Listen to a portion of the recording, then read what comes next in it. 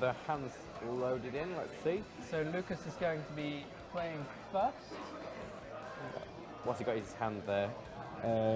Plays a double iris magician into the scale and activates Duelist Alliance to search for a Star Pendulum Graph.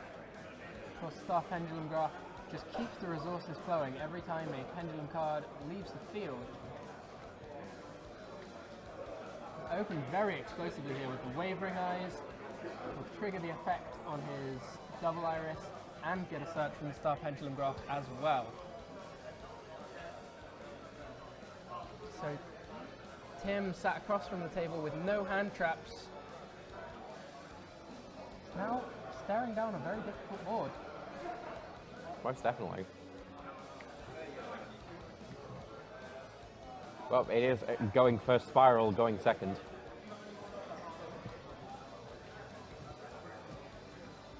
You'll see 3 searches coming off all at once there from those initial investments. And a little bit of life point damage to Tim. And the Joker hits the board, searching either for another scale or possibly for the Pendulum Sorcerer if he already has the scales in hand that he needs. We'll stop to consider the Wisdom Eye.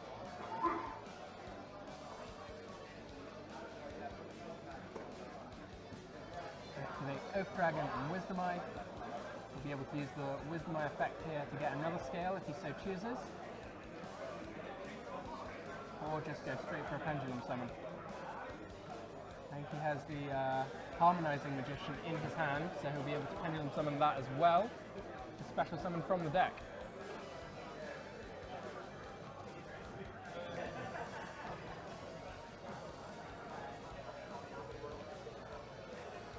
He's going straight for the Pendulum Summon by the looks of things. Double Iris comes out, Harmonizing comes out. Harmonizing effect will trigger. Often summons the purple poison, which we see here.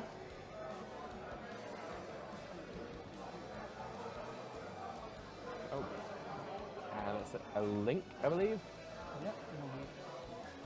Oh no, synchro. Synchro for the Omega, because it will take itself out from the extra monster zone, allowing him to consolidate his other 2 monsters into MCs. And he hit the reinforcement for the army. Yeah, I do believe that there's not actually much in Tim's hand there. Let's have a look and see what was in there. He had a last resort, the reinforcements, a 1-for-1, a Spryal Big Red, I think that is. Oh, maybe? Tim's hand's great. Tim's got he's got the resort, yeah. 1-for-1 and Big Red, yeah. and a resort. Did not see the last 3 cards in his hand there. Yeah. Tim's set up very well, but he will have to play through the Time Pendulum Graph that was searched earlier this turn by Double Iris Magician.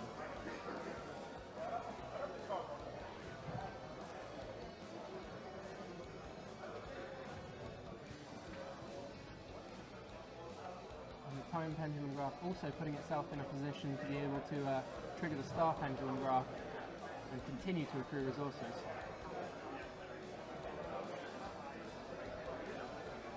Typically, Star Pendulum Graph is a card that you might need to instantly flip on the resort to be able to shut down the search. But Lucas here knows that he'll be able to hold on a little bit longer, because if later in the turn he chooses to take out another card with it, it would have to be not a Spryal, but he can destroy his own purple poison alongside the resort, and be able to get rid of both that and a monster in one go. It's a quick fix. Lucas sat at no cards left in hand at this point. Does appear that way.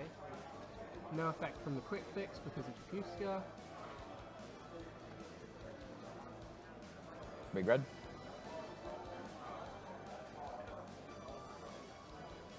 At this point, Lucas will be considering, is this the time that I need to launch in with my Time Pendulum Graph?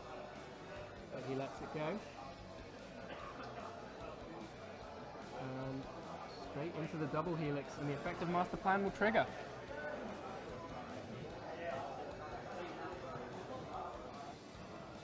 It's a really unusual play going into double helix.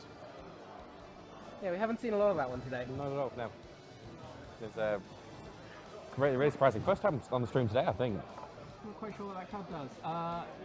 But I don't think that we have yet seen the top card of Lucas's deck being revealed. No, we haven't. Is that Time Pendulum Graph? Yeah, that was the Time Pendulum Graph being flipped to take out the Spryal Resort, and the Purple Poison, when destroyed, takes out the double helix before its effect can activate. Perfect. At this point, Tim may be looking to see if he can find a way to get that double helix back onto the board. Which I believe he does. Yeah.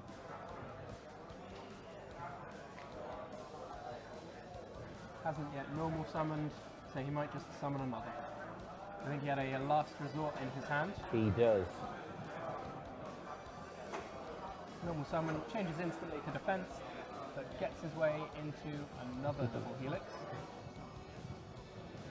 Lo and behold, it's still a monster card on the top. Yeah, it didn't deck. change. Tim's out with a double summon and one other card in hand.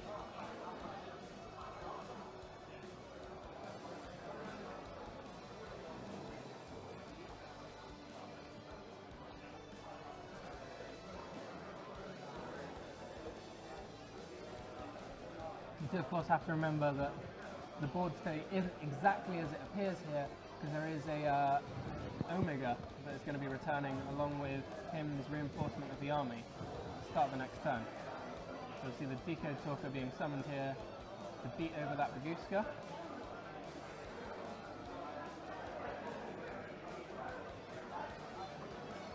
Oh dear, I believe that there was a double sleeve going on there.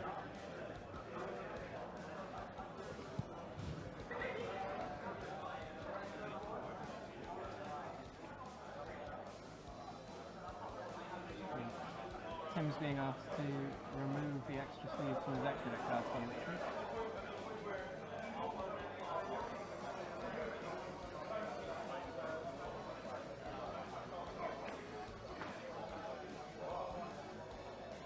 Has the sleeper here, banishing 3 Spryal cards. The last resort had to be used earlier in the turn as a material for his second double helix, so won't be instantly available to re-equip.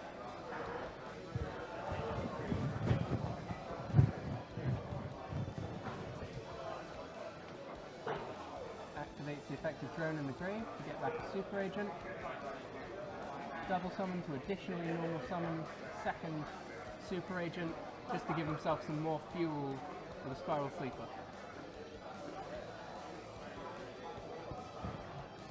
No, double summon is the card that you look for to see whether basically if it's going first or going second Spiral. That and a lack of hand traps, obviously. I mean, there is. Even going fast builds don't always play double summon, given the options with Foolish Burial Goods, which we also see in Tim's deck. He's playing triple Foolish Burial Goods and 2 double summons, so he really is aiming to absolutely turbo out everything he can turn 1. As we talked about before, the Omega returning to the field here.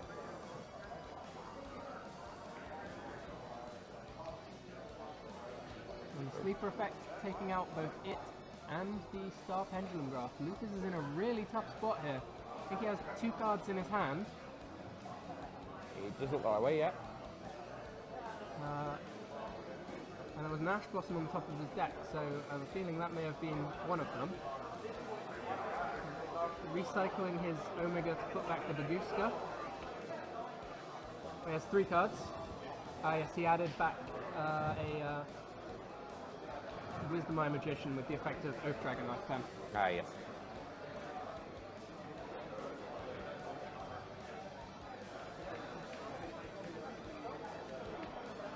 So he can cycle through his scales here, choose some new ones. Puts out another Oath Dragon, so he'll be able to get a monster to hand, allowing him to Pendulum summon 3 cards in total. I like that we got to, just a random side note, Magician Pendulums in Master Rule 4 basically just completely adapted around it. Even though it basically took out a big portion of how their deck actually physically worked. Well, here the Pendulum player is going to gain some significant ground from the presence of the Decode Talker on the field, allowing him an extra summon from the extra deck.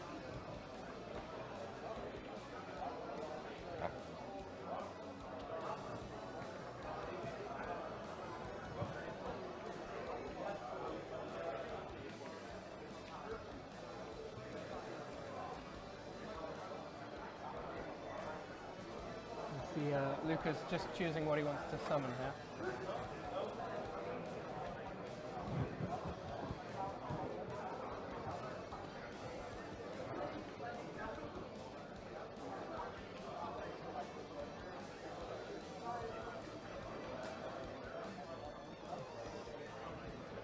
Still appears to be choosing what to summon.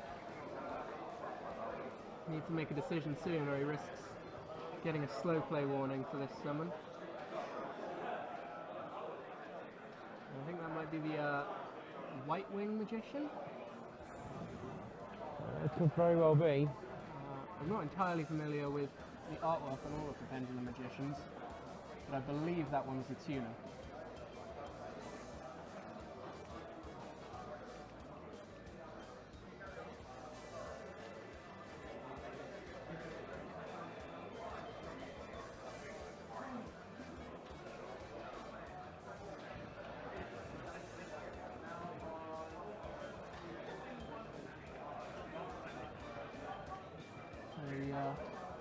White Wing Magician and one of the others for the Omega. I believe the White Wing should be banished at that point. It's used for a Synchro Summon. And that is one of the new rare Synchro monsters that destroys all opponents' monsters when it's summoned. Crystal Winged Fast Dragon or something? Something like that.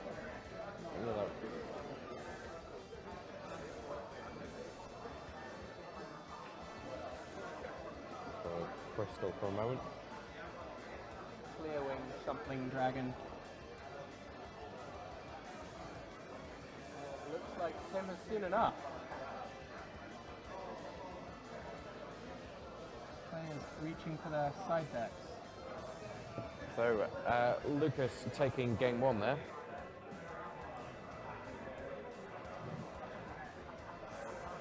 The players will be going to their side decks at this point. Let's see what's likely to be coming in. We'll see that Tim is side decking Ghost Reaper and Winter Cherries, presumably. Oh, sorry, no. Tim wouldn't be siding in Ghost Reaper at this point, but Lucas is siding the Ghost Reaper and Winter Cherries. Maybe coming in as he is extra decking a Spryal Double Helix.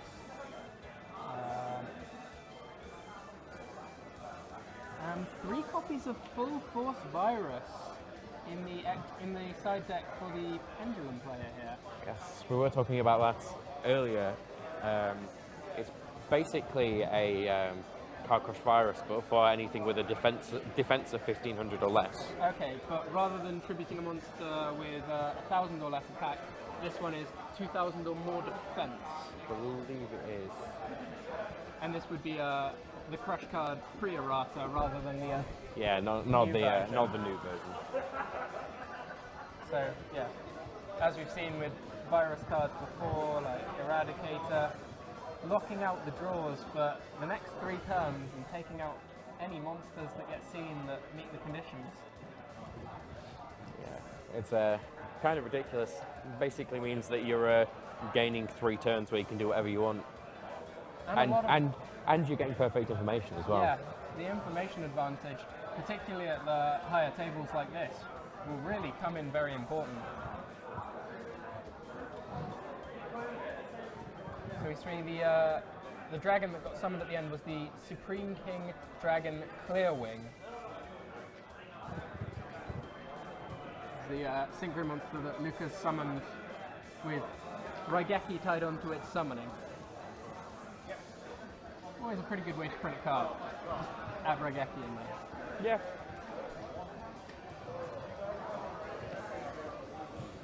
Guys, we need to make this we need to make this new card. Like, we want people to want it. What do we need it to do? Raigeki when you summon it. Okay. See, it's not the typical thing.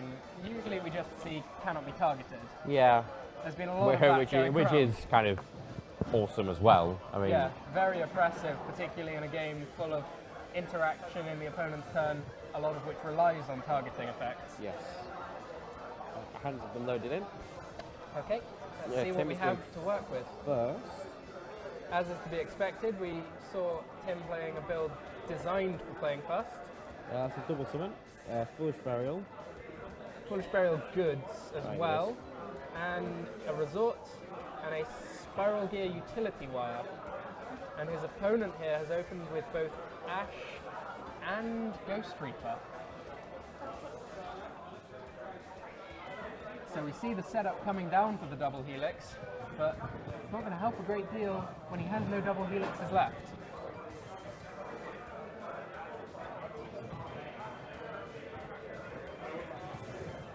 And so the double helix are gone.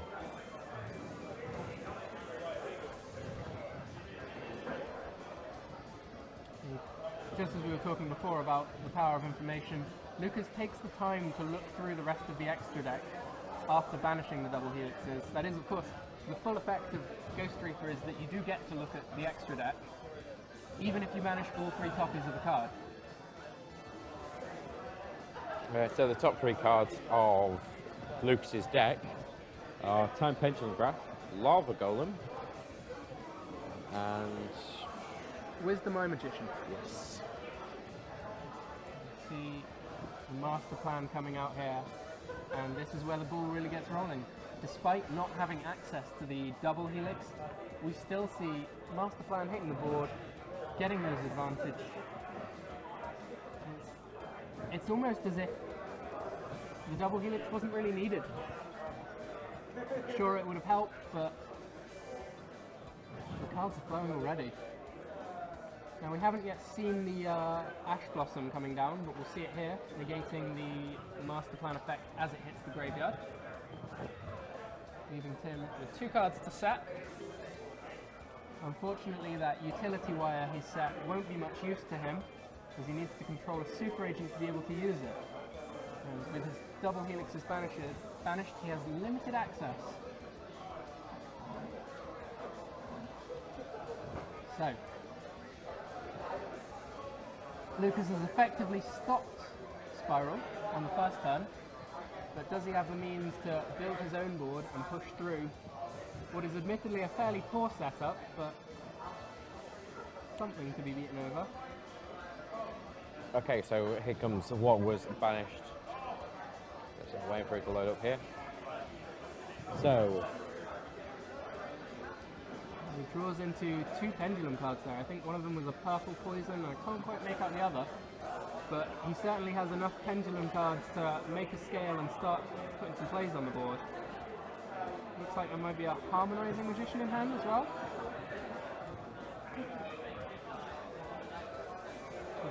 Oath and Harmonizing being the scales, with 2 purple poisons being summoned. oh jeez.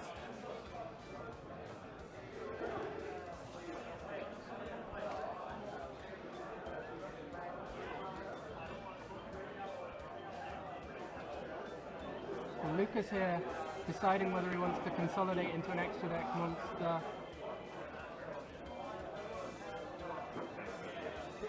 Perhaps to put it in front of the I wasn't aware that Gaia Saber had an arrow pointing forward, but it looks like that's where he's attempting to make a Seas monster here. Let's find out. So Decode, we know, points up, has been relevant all day. I was under the impression that Gaia Saber was left, right and down. I also believe that is the case.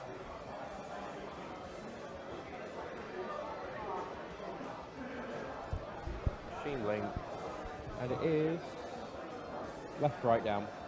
Okay, yeah, no, the cards have now been moved to the extra monster zone. It's because they knew we were talking about it. Keep Pete asked on the Twitch chat, do you believe that people play worse when they're on stream? To be honest with you, 100% yes. But one of the major things that you get with that is some people thrive under the pressure. Some people really do, and they enjoy being in that environment. But a lot of people kind of, it's not necessarily in this area because our stream area is just a table in the room. It's not necessarily a big thing like what you get at YCS. But with all of those studio lights bearing down on you, then just the 4 people that would be stood around you as well, it gets very, very kind of claustrophobic even in a large room. Yeah. Now you say some people thrive under the pressure. I personally feel like it might seem that way, but the actual fact is that some people play a lot worse on the stream and some people aren't as affected. So it may seem like they're thriving, but in actual fact they're just less affected than their opponents. Yeah, definitely. So we saw Tim's set utility wire doing nothing without a Spryal super agent, and I think the other might be even so little as a double summon or similar. Yeah, Tim certainly had a double summon in his hand at the start of the match, and I don't know if that was played.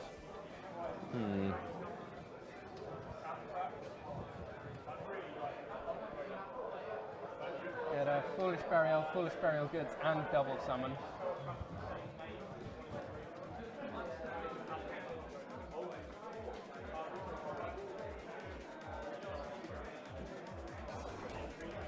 Looks like the Spryal Resort may have been activated here.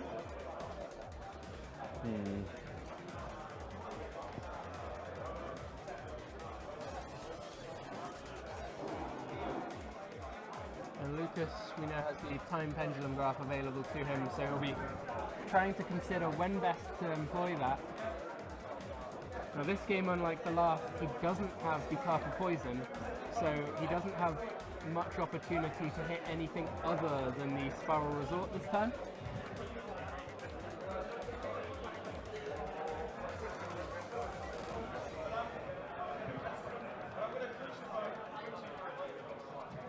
What do you think of Lava Golem?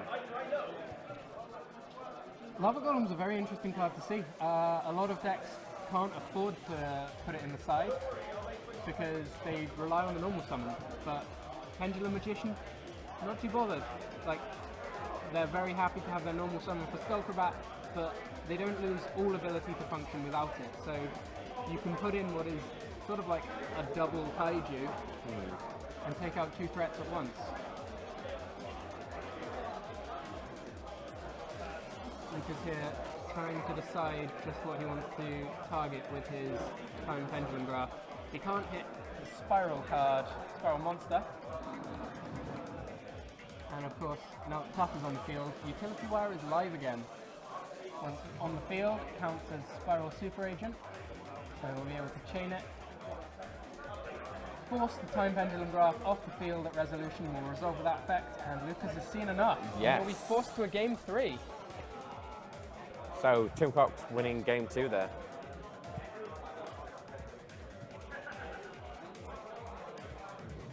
Anything that another Twitch question coming in from Twitch here. Someone saying they can top regionals, but constantly find themselves at big events losing to things that they often can't control. Today, being cherried 6 out of 6 games, how do you mentally cope with such a thing? That's a very, very interesting question. It's always, a lot of it is all about being positive, because if you let it get to you and you go on tilt, because that's a lot of people I know do go on tilt. Don't let yourself go on tilt. If something happens to you, you just have to move on and say, well, that happened. Go on to your next game. You have to keep being in the mind frame that whatever's just affected me in the last game isn't going to affect me in the next. So for me personally, when it comes to cards like Ghost Reaper, it's a card that can really shut you out of a game, and sometimes that happens. Sometimes it's going to happen to you every single match of the day, and there's nothing you can do about it. But in those situations, you need to consider not just the fact that you've been ghosted 6 for 6. There's one side that says, was it just variance? did you just happen to have a bad day? Because everyone has bad days. But on the other side of it, were you thinking about Ghost Ogre all day? Did you put in the time to try and play around that card, or did you play recklessly, and then at the end of the day, rather than properly evaluating the games that you've lost, you just think, oh, I lost to Ghost Reaper every single match, not, oh, maybe I should have played around Ghost Reaper a little better today. Yeah, I have a lot of friends that basically just resign themselves to the fact that, oh, I always get this. This always happens to me. They always have Ash Blossom. It's never always. It's just... And even if it is, did you try and play around it? Did you work to the strength of your hand and think, what if they have this? What if they have that? How do I put myself in the best position to make an insurance play so that even if they do have a hand trap, I'm not going to be completely out of the game? And there is the whole thing that if you're always coming up against it, you know you're going to come up against it. Yeah. Do something about it. Everyone's going to be playing Ash Blossom. A lot of the players are going to be playing things like Ghost Reaper.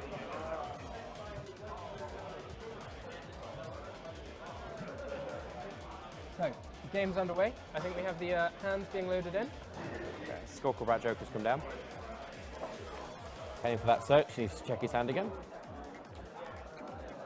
Lucas pointed at all the cards in his hand, just to go, scanning. We see on Tim's side, 2 Super Agents, 2 Terraformings, and an Ash Blossom. And we see for Lucas, Black Fang Magician, Psyblocker, an excellent tech choice for this matchup. Wisdom Eye Magician, Skullcrabat Joker, and a trap card, I think it might be the Full Force Virus. So Lucas's side deck has been drawn to full effect here, so he's got the tools that he sided in. Let's see how he puts them into effect for this match.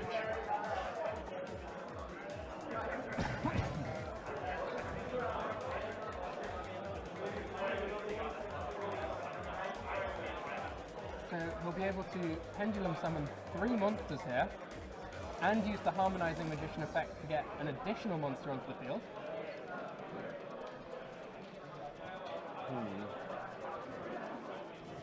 And then the Psyblocker will be able to come down and turn off all instances of Super Agent.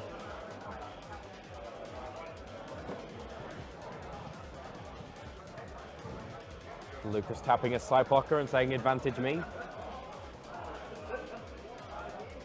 Yeah, particularly when we know that 2 of the cards in Tim's hand going into his turn are Super Agent. Yes.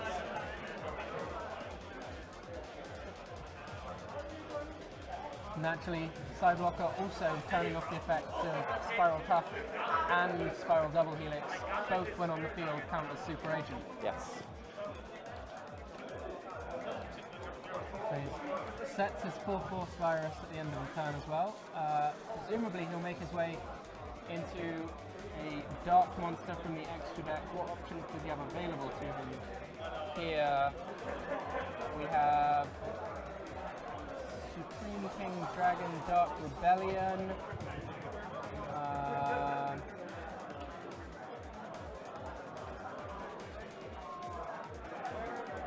think it's the also Supreme King Dragon Starving Venom. I believe, and Dark Monsters with high defense. They need to have 2,000 or more defense and be a Dark type for Full Force Virus.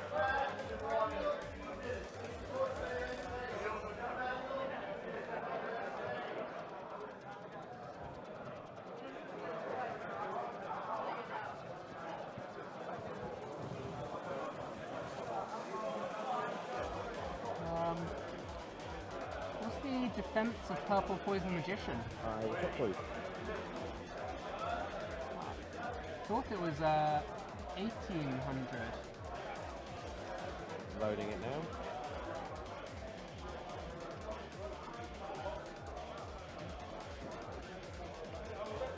First Poison Magician has 2,100 defense. 2,100 defense, so that is a target for his Full Force Virus and a piece of removal on top. So he may well wait for the Spiral Resort to come down here. Although the trigger for the effect is only when destroyed, and Full Force would tribute. I will check. Well, Full Force will definitely tribute, so it depends what the trigger is on the Full Force Virus. Here we see the virus being flipped. The purple poison magician obviously banished as it was summoned by the effect of harmonizing magician.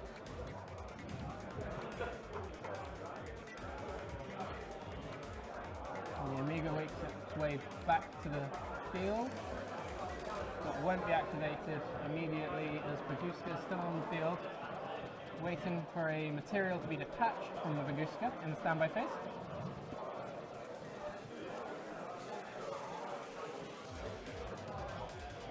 Omega is just a ridiculously strong card.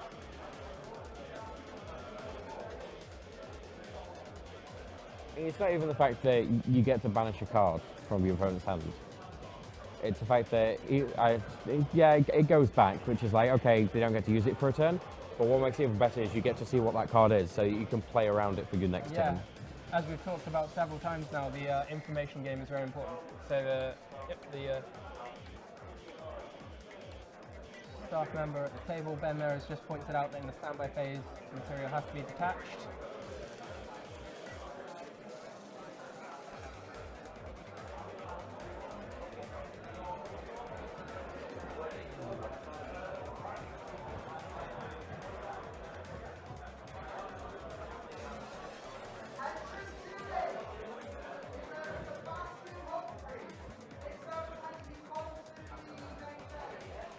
What cards does Lucas have in hand at this point? I see a star pendulum graph, but I'm not sure what else is there.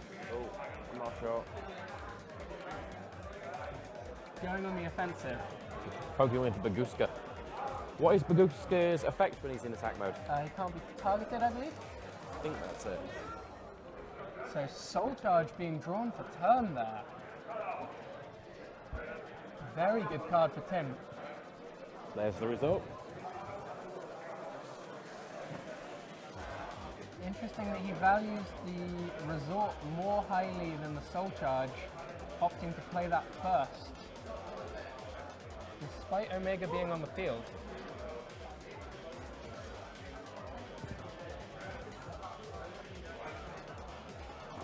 Oh, I still got banished. Oh, it's the Soul Charge.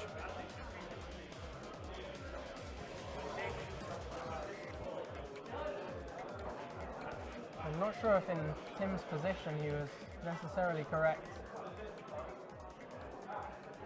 to favour the resort, but this does at least leave him in a position where he will be able to use his battle phase this turn, and he should still have access to double helix.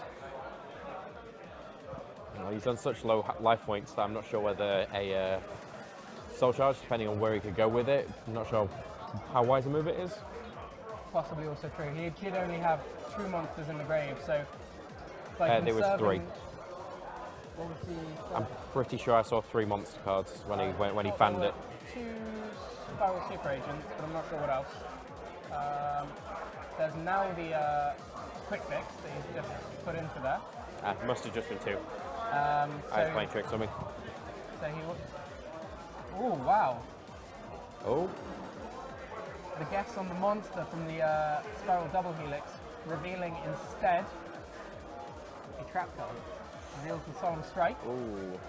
So he's not able to resolve that effect. Luke was going for a handshake at one point there. I'm sure I saw him angle a handshake in for a moment. Yeah, Luke was under the impression that the whiff on the Spryal Double Helix was going to be the end of this game, but Tim plays on. He's got access to his utility wire.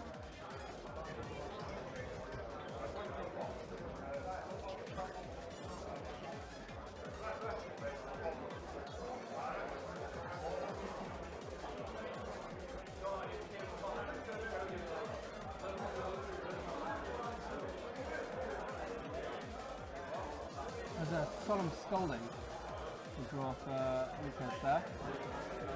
Nice. I like Solemn Scolding.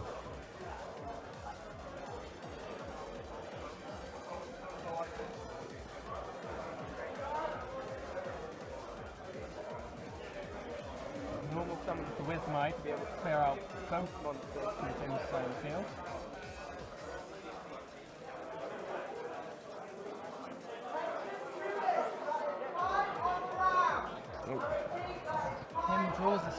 Super Agent, which again is taken out by the Full Force Virus. Ouch. The virus is definitely in full force. Yeah. It's See just why Lucas has been citing that for this matchup. Spryal Resort searching for the tough.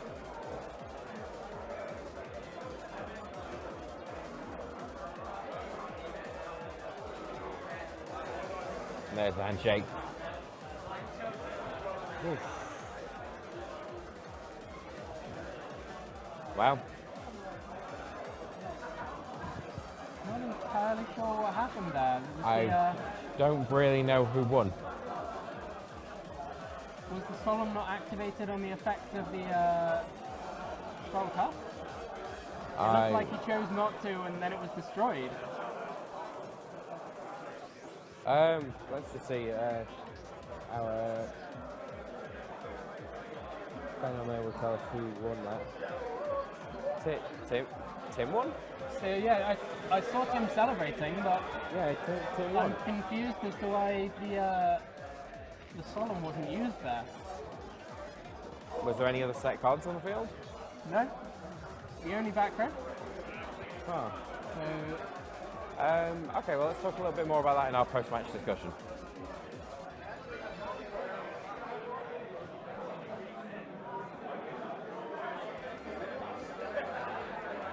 I'm confused.